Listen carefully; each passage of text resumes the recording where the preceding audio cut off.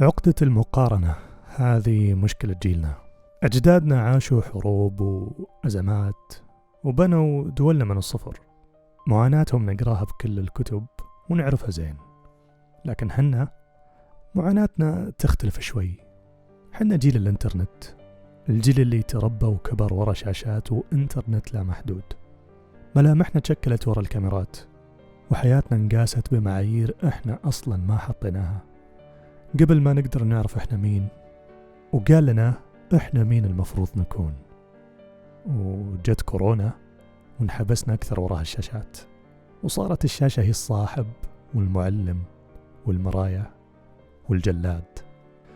ومن وراها الشاشة صرنا نشوف ناس أجمل أنجح وأذكى، وحنا بس نقلب الستوري اللي بعده ونكمل مقارنة. ومقارنتنا ببعض ترى مو نفس مقارنات الجيل اللي قبلنا. أهلنا كانوا يقارنون نفسهم بعيال الجيران ولا عيال العم، وإحنا نقارن نفسنا ب500 شخص قبل ما يجي وقت الغداء. التقليب في اللاشيء صار من عادتنا اليومية، نقعد نلف وندور على شيء مستحيل نلقاه. وأنا اليوم ترى مو طالع على بدور المعلم عليكم، أنا جزء من هاللعبة، حالي من حالكم. طول عمري كنت أقارن نفسي بغيري. لما كنت بالمدرسة كنت متفوق، والسبب ما كان لأني درت الكتاب أو لأني أحب أدرس، بس لأن حمد كان دايم يجيب درجات عالية وكنت أحسه أحسن مني. ولما كبرت صار الموضوع أسوأ، صار في سوشيال ميديا وصار في انستغرام، وصرت أقضي الليالي كلها أقارن نفسي بأشخاص أصلا ما يعرفوني. أشوف اللي عنده فلوس أكثر مني، واللي شكله أفضل من شكلي، واللي عايش الحياة اللي أنا راسمها لنفسي وما لقيتها. طول هالوقت كنت أظن أنها مشكلة بشخصيتي أو أن العيب فيني، بس بعدين استوعبت أنه وراء الموضوع شيء أكبر، شيء مصمم خصيصا عشان يخليني كذا. الكذبة اللي صدقناها. قبل شوي قلت لكم أن في شيء أكبر قاعد يصير بالخفاء. كل واحد فينا يحس أنه ضعيف لأنه يقارن، يحس أن المشكلة فيه وأنه الناقص أو الغيور. بس ترى السالفة أبد مو كذا. في ناس قاعدوا سنين يدرسون كيف يخلونك ما تقدر تشيل عينك عن هالشاشة، كيف يخلونك تحس بالنقص، وكيف يخلونك ترجع حتى لو أنك كاره اللي تشوفه وما تبي ترجع. وللأسف نجحوا. تخيل أنك تمشي في متحف وكل لوحة فيه معلقة على مستوى عينك بالضبط، ما تحتاج حتى ترفع راسك. كل صورة وكل زاوية مصنوعة ومفصلة عشان تشدك أنت بالذات. هذا بالضبط هو الانستغرام وتيك توك وإكس. كل شيء تشوفه مفصل بعناية لك أنت لحالك، وانت قاعد تظن أنك تختار وش اللي تشوفه. لا يا حبيبي، الخوارزمية هي اللي تختار، والشيء اللي تختاره هو دائما الشيء اللي يضربك على الوتر الحساس. مو عاجبك شكلك ولا جسمك، راح توريك 50 جسم مثالي اليوم. تحس ان فلوسك ما تكفي ومخنوق، راح تطلع لك ناس تافهة تسوق فيراري حمراء.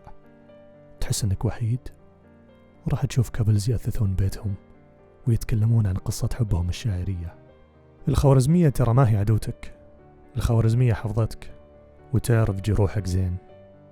وانت لما تشوف هالصور عقلك اللاواعي ما يفرق بين شخص قابلته بالحقيقة في الشارع وشخص شفته على الشاشة. هالاثنين بعقلك واحد. ولما تشوف واحد ناجح بالستوري عقلك يتفاعل كأنك قابلته وجها لوجه. عقلك ممكن يحلل ويفهم ان هذه شاشة، بس قلبك يتسرع وينقبض وتحس نفسك أصغر وانت للحين قاعد على سريرك ما تحركت. يعني لو شفت 100 شخص ناجح في اليوم، عقلك يسجل 100 هزيمة، مو هزيمة واحدة، 100. برافو، النتيجة 100-0. 100-0 لها الغريب اللي أشغلنا بستوريهات عن جسمه وسيارته وسفراته. تخيل لو بالحقيقة تطلع من بيتك وتقابل 100 شخص أحسن منك في كل شيء، كل يوم، حرفيا كل يوم. هل بتتحمل؟ أكيد لا.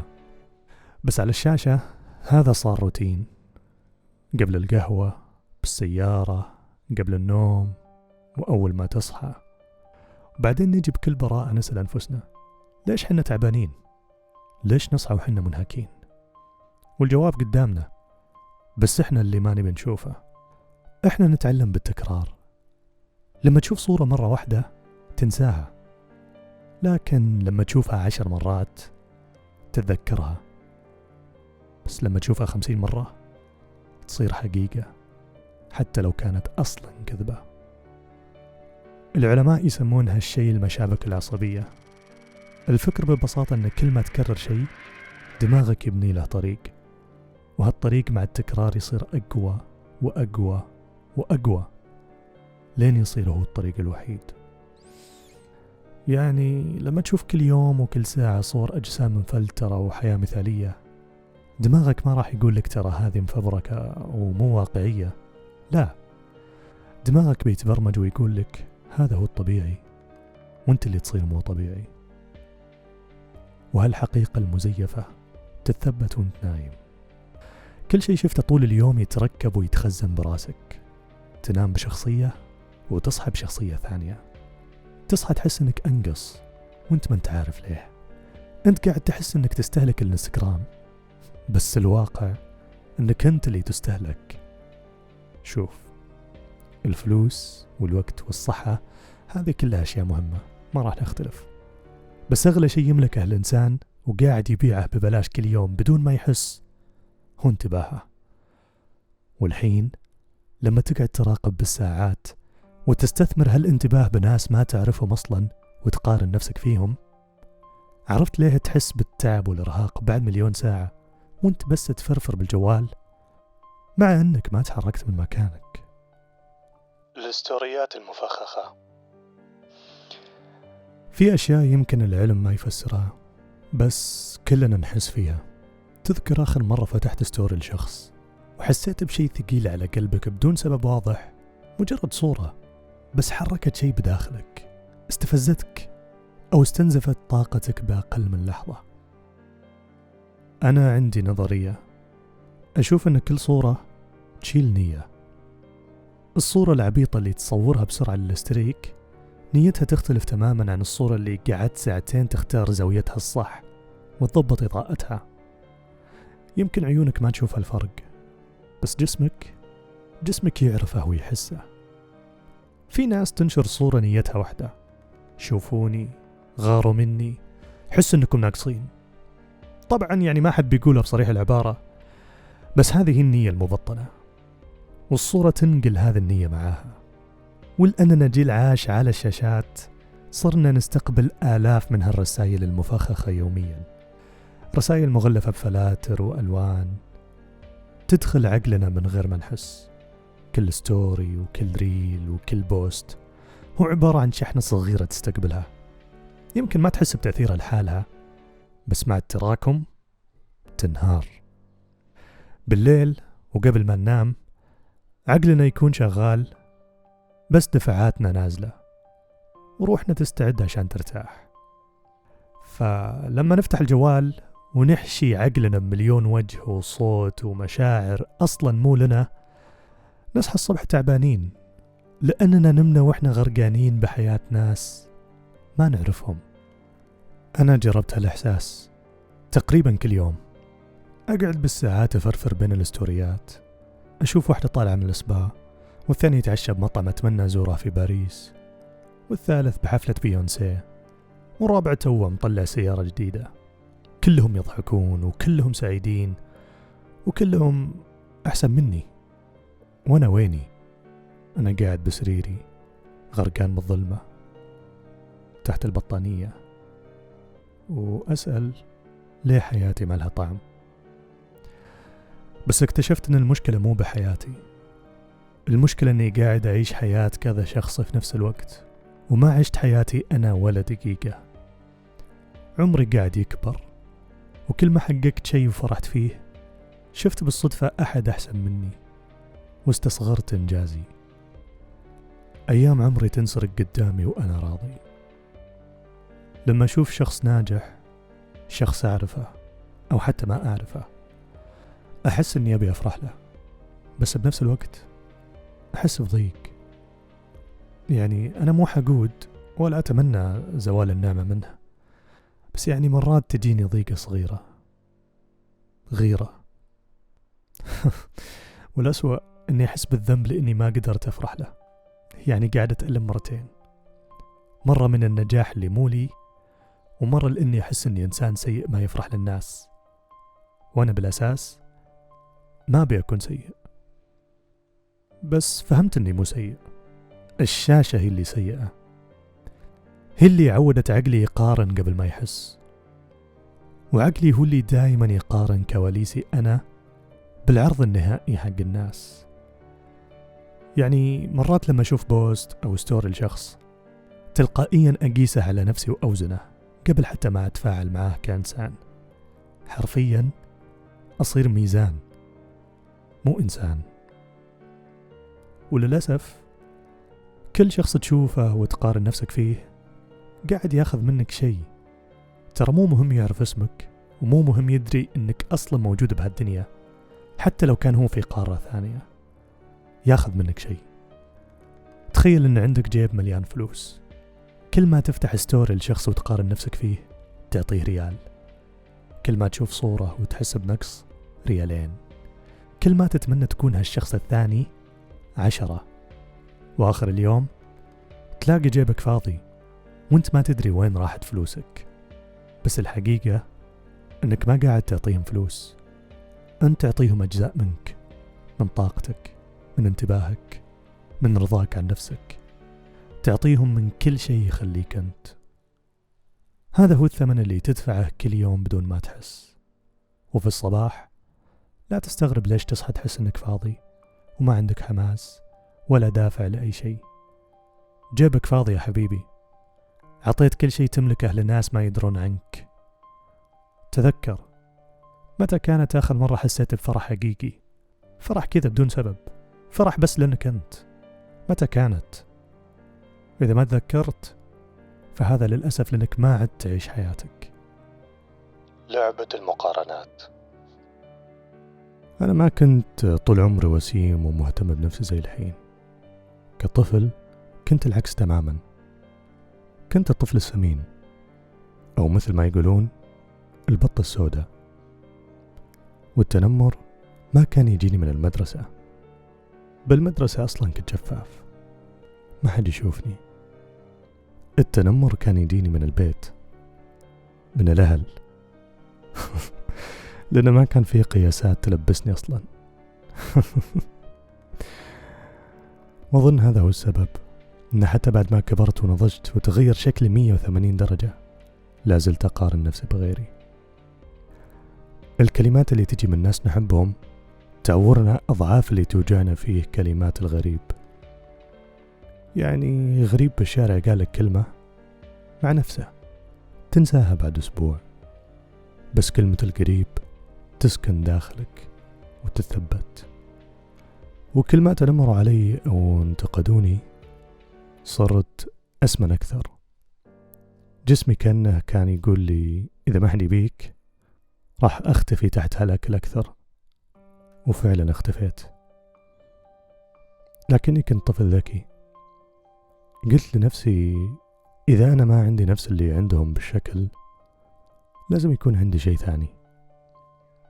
فصرت متفوق، والتفوق هذا كان مهم، لأن بدون هالتفوق أنا ولا شيء. يعني صرت مرتبط بالدرجات، عادي أحفظ 200 صفحة بس عشان أحس إن لي قيمة. ولما كنت أشوف أحد شوي أشطر مني نفس حمد كنت أغار غيرة ما تخطر على بالك، أحس روحي تبي تطلع من جسمي وتشك جلدي. كنت أفكر بيني وبين نفسي لو واحد صار أشطر منك إيش اللي بيميزك اليوم؟ وما كان عندي جواب. وكبرت وتعرفت على الانستغرام وانفتحت البيبان، كل ما صكها ترجع بعد فترة تنفتح. متخيلين كان عمري 15 سنة وأقارن نفسي بناس ب30. ناس عاشوا الحياة، اشتغلوا، سافروا، كونوا نفسهم، وأنا مجرد ولد بغرفته يحس إنه فاشل لأنه ما يملك اللي عند ناس أكبر منه بسنين. وللأمانة إلى الآن مرات أفتح الانستغرام بالليل وابدأ مشوار المعتاد، أراقب كل واحد كان معي بالمدرسة، وفجأة ألقى نفسي راقبت المدرسة كلها وعيال عمهم بعد.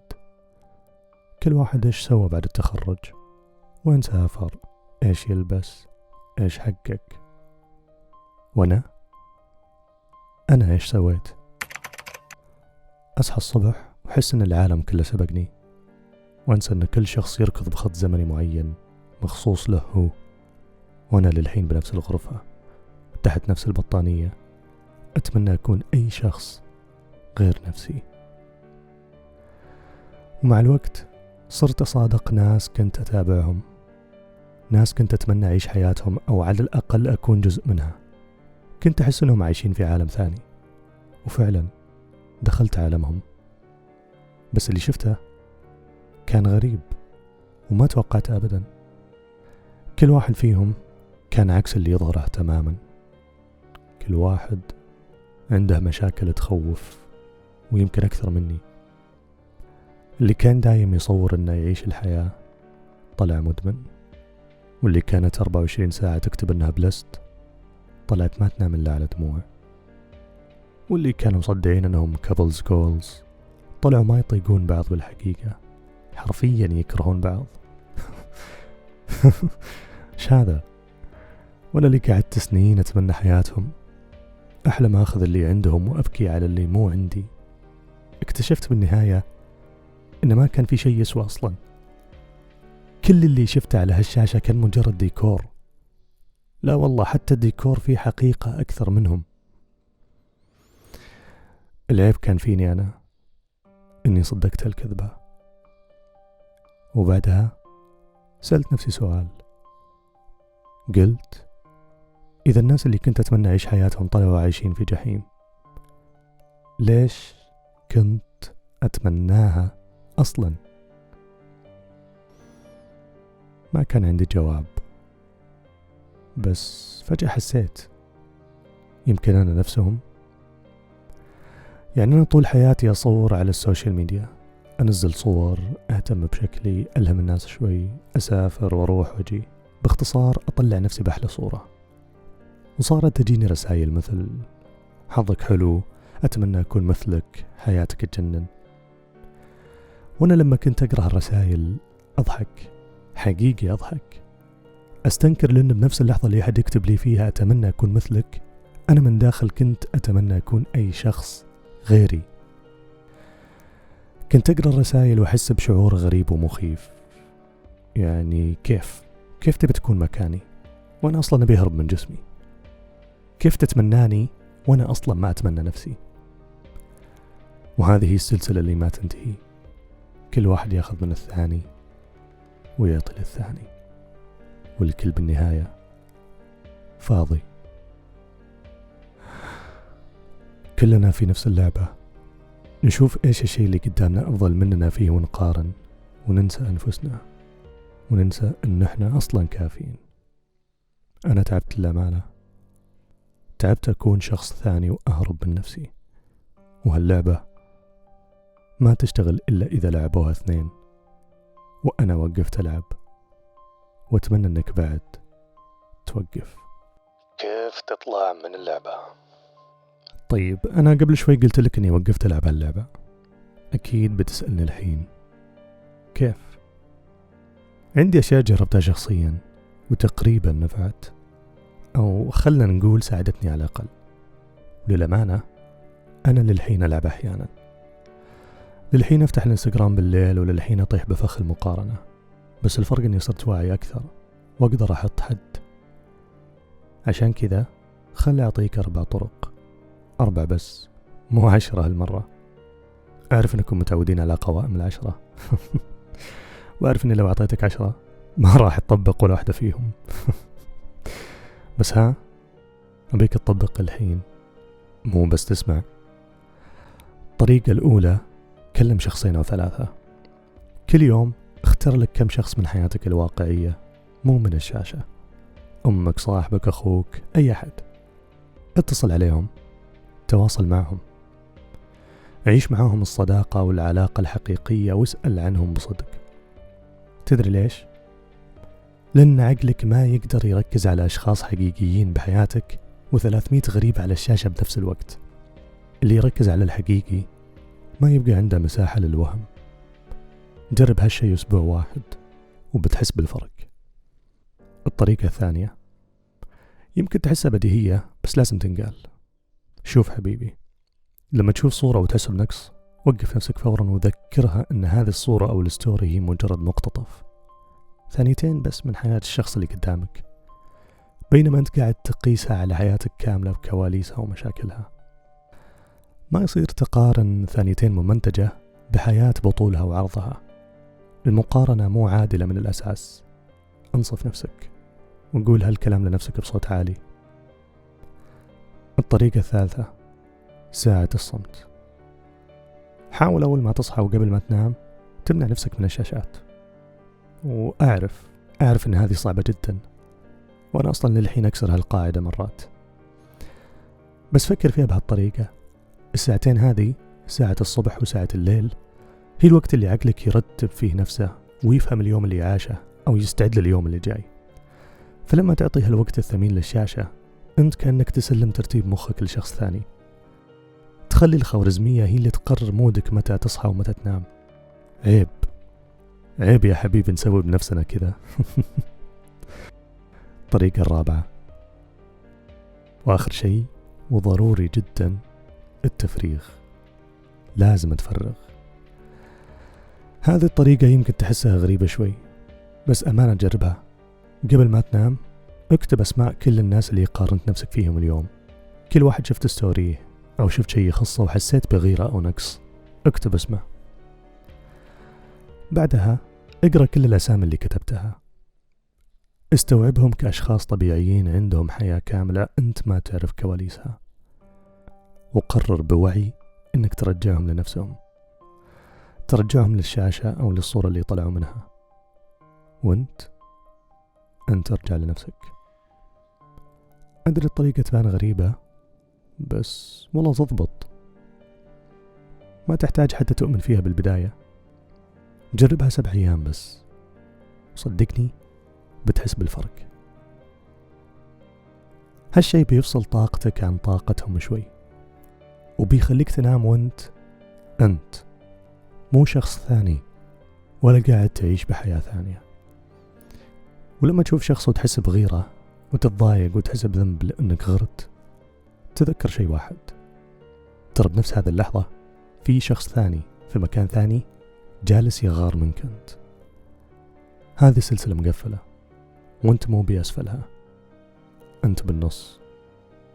كلنا بالنص، ما حد في القمة وما حد في القاع. كلنا ندور بنفس المكان وما حد أحسن من أحد. عشان كذا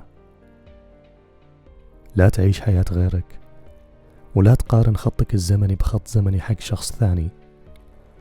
لا تخلي هالشاشة تسرق منك عمرك. أنا ما أقدر أغير العالم ولا أقدر أغير الخوارزميات، بس أقدر أتحكم بنفسي، وأنت تقدر بعد. والحين السؤال، بتلعب ولا بتوقف؟ لنا لقاء ما بيننا غريب.